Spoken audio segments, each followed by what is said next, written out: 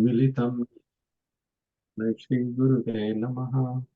नमो विष्णुपादाय कृष्णपृष्ठाय भूतले श्रीमते भक्तिवेदान्त स्वामिन्निति नामिने। नमस्ते सारस्वती देवे गौरवाणी प्रचारिणे निर्विशेष शून्यवादी पाश्चात्यदेशतारिणे। जय श्री कृष्ण चैतन्य प्रभु नित्यानंद श्री अद्वैत गदाधर शिवासादि गौर भक्तवृंदा। हरे कृष्ण कृष्ण कृष्ण हरे हरे, हरे राम राम राम हरे हरे।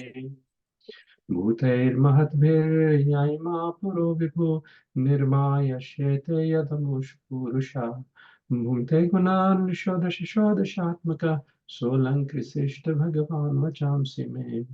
श्री कृष्ण शरणं शरणागतं कथा अमृतं सतत पीबतं भक्ति वेदांत मार्ग पंथनं सर्वलोक Rishidev जन्न प्रसन्नम् सर्वलोक Rishidev जन्न प्रसन्नम्। Hare Krishna, dear Prabhus and Matajis. Welcome to the morning Srīmad Bhāgavatam sessions. So we're continuing with the first canto, 8th chapter, titled Prayers of Queen Kuntī and Parīkṣit Maharaj saved. And we covered 3 verses yesterday. I'll just read the translation of those verses. Thereafter, the Pandavas, desiring to deliver water to the dead relatives who had desired it, went to the Ganges with Draupadi. The ladies walked in front. Having lamented over them and sufficiently offered Ganges water, they bathed in the Ganges, whose water is sanctified due to being mixed with the dust of the lotus feet of the Lord. There sat the king of the Kurus, Maharaj Yudhishthir, along with his younger brothers, and Dhritarashtra, Gandhari, Kuntī, Draupadi, all overwhelmed with grief. Lord Krishna was also there. So one of the devotees after the session, asked this question, or rather commented that if you can speak a bit more about grief and overcoming grief, how this may be possible. So we can understand that shoka, the lamentation or grief, bereavement, and moha, following that is bewilderment, is the natural part of human life, because life is full of disappointment in the material world, and this is the nature with which this material world has been created. Once Kadam Kanan Maharaj said, Krishna has perfectly created an imperfect world. Very, thought-provoking statement. Krishna has perfectly created an imperfect world. Why? Because there is a purpose of creating this imperfect world perfectly. And what is that purpose? That purpose is for us to realize that this place is not fit to live in. At the end of Sunday Bhagavatam session, I think Jayanti Mataji asked this question that, I have heard that there are many Chiranjeevis. Chiranjeevi means who live until the end of the millennium. Hanuman, Ashwatthama is one of them. And while having a shower, if one remembers these Chiranjeevis, then one can live for a long time. And Mataji very nicely commented, actually, why would you like to live in this material world for a long time?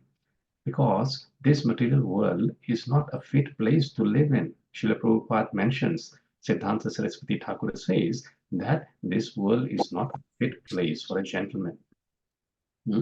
And so if this world is not a fit place for a gentleman, then that means we have to quickly finish our business and make best of the worst bargaining.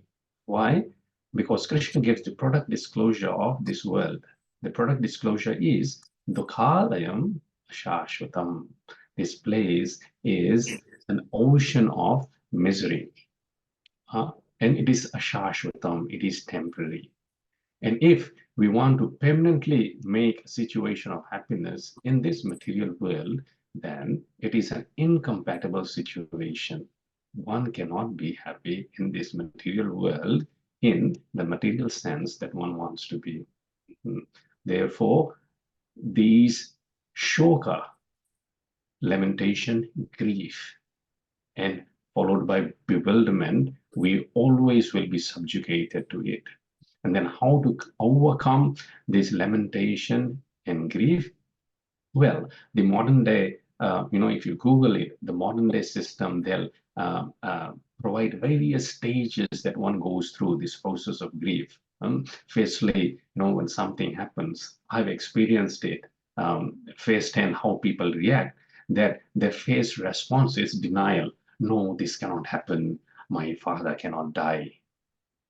Well, everyone has once upon a time got to die. So why can't my father not die? But that is the natural response, denial. Second response can be shock, complete shock to the system. And then other stages go on. People go on depression. They're not able to accept this fact that this has happened. And then eventually, over due course of time, as they say, that time is the greatest healer. People tend to come in terms with what is happened, and then there's acceptance. At first, people want to shut their doors, both external and internal doors to their heart. They just don't want to deal with anyone. I know I went through that process of grief as well. When my mother passed away. However, ultimately, it is said that the real healing takes place when we get the knowledge of Srīmad Bhāgavatam and Bhagavad Gita. So Srīmad Bhāgavatam says, Anvichena shokamoho, which basically means by spiritual culture, one can counteract grief and bewilderment. Again, anvichena shokamoho, by spiritual culture or spiritual knowledge, one can counteract grief and bewilderment. So we see the process of the culture of knowledge of Bhagavad Gita is so important. I remember, when my mother passed away in an untimely manner, it was shocking, and it affected me very much. However, so much time has passed over, 30 years has passed over, but still there are times when I feel it. I remember the last time I had a dream about maybe 3-4 years ago, where in my dream, I am there, the mother is there, and she is dying, she's leaving her body, and I'm just pleading with her, no, please don't go, please don't leave me, please don't go. And when I wake up, I'm crying, and that grief, that hurt is very strong. So, but I was very fortunate enough that at that time in my life, my spiritual master entered, and he took the role of a mother, he took the role of a father, and he consoled me. In one of the next verses, the word very aptly used is Sanskrit word is there, is I think Sant Vayam. Sant Vayam means pacified. In Hindi, it is called Santulan. We need to be pacified in times of grief, when something bad happens in our life, when we lose something which is very valuable to our hearts, and especially when we lose in our relationships, that could be, death, that could be separation, and in modern day times, we see divorces, we see abandonment of elderly and children, which will be coming in the next few verses. So at that time, it is the spiritual knowledge and actually living those spiritual culture and the standards that Srila Prabhupada has laid out will actually help us to get out of the grief. So I have learned, to immediately, when I feel like that, open Bhagavad Gita and the verses from the second chapter, verse number 11 to 30, which talks about the reality of the soul, the eternality of the soul, and the temporary nature of the body. And immediately, without fail, I am able to pull myself out of that grief. So, people ask, when there's a death in the family, what they should read, especially when they're going through hard times and grief. So, very simple, Bhagavad Gita, text 11 of chapter 2 to text 30, that speaks about the signs of soul. And one hears words of Krishna, and especially as explained by Srila Prabhupada in his wonderful papers, then we can at least be at peace that, okay, the soul is eternal. Jatasya hi dhruva mrityu. When one has died, dhruva janma mritasya cha, they will be born again. Tasyaya parihayarte na tvam arhati sochati. Therefore, in our discharge of our inevitable duty, we should not grieve. This is the santulan or santavyam that Krishna is giving to us. Don't grieve. Of course, the natural process is of grieving. We have to go through it. To understand spiritual knowledge, we have to grieve. But it is an incremental process.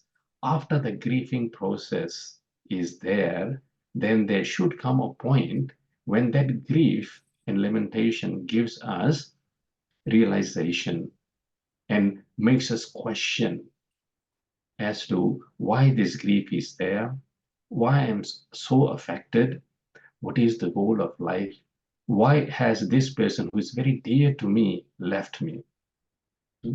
And when these questions arise, then Krishna very kindly, for this reason has spoken Bhagavad Gita. We can take shelter of Bhagavad Gita and we can find shelter at lotus feet of Krishna and at lotus feet of spiritual master who will guide us through these difficult times. Of course, it is said there are various levels of grief, and depending on spiritual advancement of a person, they will feel that grief to different extent. However, the greatest grief for any individual is the loss of their child. There can be no other grief more than the loss of child. And the greatest devotees of Krishna, the Pandavas, Draupadi is experiencing that, the loss of child. Just imagine, ourselves. We cannot even imagine if something bad happens to our children or our child. How would we respond to it? And see how nobly Draupadi responds. She is the epitome of karuna, of mercy. And this is the quality of the devotee, tolerance and daya, karuna, mercy.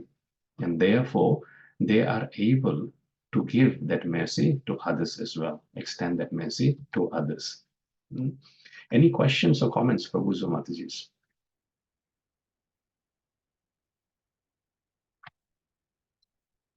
Okay, we'll go on to text number 4. Narayanam namaskritya naram chaiva narottamam devim saraswatim vyasam tato jayam mudiraye. Om namo bhagavate vasudevaya.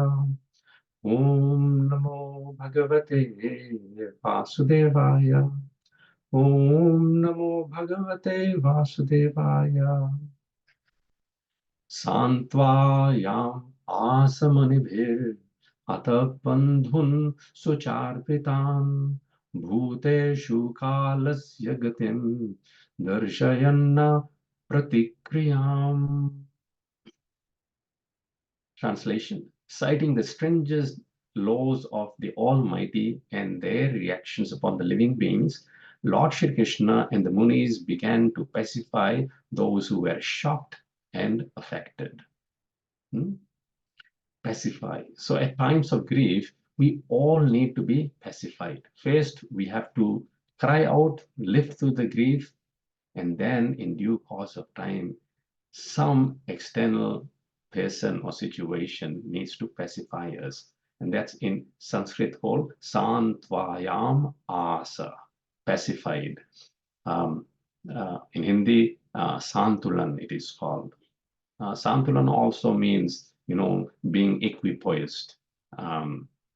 So in word to word we see Santvayam Asa, pacified Munibihi, along with the Munis present there, Hata Bandhun, those who lost their friends and relatives, Suchar Pitan, all shocked and affected, Bhuteshu, onto the living beings, Kalasya, of the supreme law of Almighty, Gatim, reactions, Darshayan, demonstrated, Na, no, Pratikriyam, remedial measures.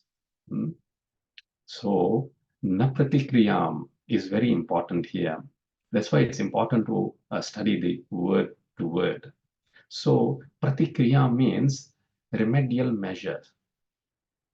When we undergo grief, the remedial measure we want to take, some remedial measure. What was the remedial measure of Ashwatthama upon losing his father? Anyone?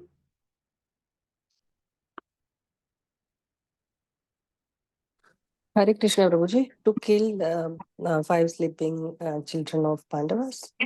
Yes, very good, Mataji. His pratikriya was to just avenge. In vengeance, he just went wild and he could not care less of following the rules and regulations. So this is one thing that at least, one has to avoid. That blaming game, sometimes this is part of grief as well. If we blame, or only if, this doctor had done this thing, they would have survived. If only, we had, taken them to hospital in time, or if only this family member, would have behaved well, the stressful situation would not have been there. This is called pratikriyam. What is done has done, and everything has a time. Kalasya, of the supreme law of Almighty. We are all like dolls. According to our karma, we are coming and going. No one is to be blamed for what happens. Very nice verse is there. Sukhasya dukhasya nagoti data. There is no other cause or source of happiness and miseries. Paro dadati tikubuddhiresha. When we point our finger, oh, this person has done this because of which I'm miserable, or this person has done this because of whom I'm happy, this is called kubuddhi. Kubuddhi means it's polluted intelligence, wrong understanding. Aham karomi tribhutabhimana swakarma sutre gratito hi loka. The Swakarma Sutra, we have to understand, as we have done, as we have sowed, so we shall reap. So whatever is happening in our lives, no one is to be blamed except we have to take responsibility that it is due to my past actions that everything is happening in our life. And on top of that, if we take pratikriyam, try to do remedial measures or do counteraction, like Ashwatthama tried to do, what will we do? We will further put ourselves in the grave. We will bury ourselves in the grave. Therefore, very nicely it is said, darshayan na pratikriyam. This we have to be demonstrated that na pratikriyam, not responding in vengeance, is the correct way. In fact, we should introspect like Draupadi did. There's a vast difference between the remedial measures that Draupadi took and Ashwatthama. Now, as we mentioned, losing of a parent is very sorrow. It is, I've lived through that, so I know I can speak. But losing children is even worse than losing a parent. I haven't experienced that, and Krishna willing, in my lifetime I don't experience, but I can understand, because just the thought of that sends shivers down the spine. But see how sober Draupadi is. She could not tolerate Ashwatthama being punished. And so the best remedial measure for our grief and lamentation, it is said, Kripaya bhuta jam dukkham. This is Bhagavatam solution. If any living entity we think has caused problems to us, the way to counteract that, the correct remedial measure for that is Kripaya bhuta jam dukkham. That bhuta jam, that bhuta from which has caused jam, the birth of dukkham, our misery, onto that person, kripaya. We should be merciful. Why? Because by being merciful to them, we are releasing ourselves from the implications of this karmic reaction. Even in psychology, they accept this fact. In order to heal from a grieving situation, we have to forgive. By forgiving, we are releasing ourselves from that bondage. And then we are able to move on. So this is the best remedial measure, to forgive, relieve ourselves, and because we have a higher spiritual goal, is to get out of this cycle of birth and death and this spiritual world. Translation again, citing the stringent laws of the Almighty and their reactions upon living beings, Lord Shri Krishna and the Munis began to pacify those who were shocked and affected. Would anyone please like to read the purport? Hare Krishna, Prabhu, may I? Yes, Prabhuji. The stringent laws of nature under the order of the Supreme Personality of Godhead cannot be altered by any living entity. The living entities are eternally under the subjugation of the Almighty Lord. The Lord makes all the laws and orders, and these laws and orders are generally called dharma or religion. No one can create any religious formula. Bona fide religion is to abide by the orders of the Lord. The Lord's orders are clearly declared in the Bhagavad Gita. Everyone should follow him only or his orders, and that will make all happy, both materially and spiritually. As long as we are in the material world, our duty is to follow the orders of the Lord. And if by the grace of the Lord, we are liberated from the clutches of the material world, then in our liberated stage also, we can render transcendental loving service unto the Lord. In our material stage, we can see neither ourselves nor the Lord for want of spiritual vision. But when we are liberated from material affection and are situated in our original spiritual form, we can see both ourselves and the Lord face to face. Mukti means to be reinstated in one's original spiritual status after giving up the material conception of life. Therefore, human life is specifically meant for qualifying ourselves for this spiritual liberty. Unfortunately, under the influence of illusory material energy, we accept this spot life of only a few years as our permanent existence and thus become illusioned by possessing so-called country, home, land, children, wife, community, wealth, etc., which are false representations created by Maya illusion. And under the dictation of Maya, we fight with one another to protect these false possessions. By cultivating spiritual knowledge, we can realize that we have nothing to do with all this material paraphernalia. Then at once we become free from material attachment. This clearance of the misgivings of material existence at once takes place by association with the Lord's devotees, who are able to inject the transcendental sound into the depths of the bewildered heart and thus make one practically liberated from all lamentation and illusion. That is a summary of the pacifying measures for those affected by the reaction of stringent material laws exhibited in the forms of birth, death, old age, and disease, which are insoluble factors of material existence. The victims of war, namely the family members of the Kurus, were lamenting the problems of death, and the Lord pacified them on the basis of knowledge. Hare Krishna.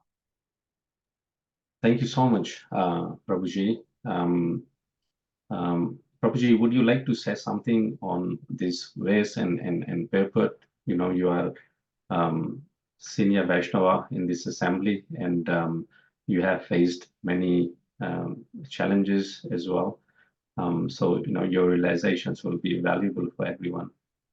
Yeah, when you mention about lamentation, Prabhuji, I can only remember when my mother was passing before she left her body. I was next to her and I had the frame of mind to read chapter 2 to her because I can see that she's going to leave any time. And I feel even today fortunate that I had a little knowledge on Bhagavad Gita and which particular sloka to read into her ears. And I saw tears flowing from her eyes. I think she was pacified. I can see that she was smiling when she was leaving her body. So I know the pain, but also I experienced great pleasure. At the end of the day, I felt very satisfied that I've done this for my most loved person at a crucial moment of leaving her body. But there were other experiences maybe I'll share with you with the rest sometime later. Thank you for offering me to say this. Hare Krishna. Thank you so much, Prabhuji. Is there anyone else who would like to say something? Some experiences or realizations?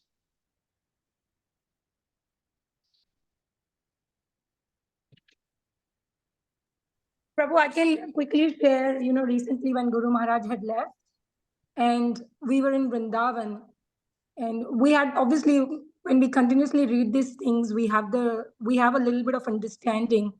I still remember very clearly the mixed emotions. We could see His Holiness Jananand Maharaj sobbing, smiling, laughing, dancing, all at the same time. So he could see that Maharaj has gone to a better place, and his pastimes in this world are over. So he was through him, I could experience those mixed emotions going on, and it was so ecstatic. Everyone was jumping, dancing, everyone was crying, everyone was joyful. And Jayadvaita Maharaj, until the time Guru Maharaj left, so when he was in pain, Jayadvaita Maharaj was very sad, and he was not saying a lot of things. He was sad. We could see his, we could see those things through his face. But the moment he left, when we had gone into the room, he had a big smile on his face. So, people who are actually practicing these verses, we can see that they are leading by examples, and we could actually see those things. The way the seniors and the sannyasis were showcasing these emotions in those moments was incredible. It was something out of this world. Thank you. Thank you so much, Madhji. So we'll continue our session tomorrow.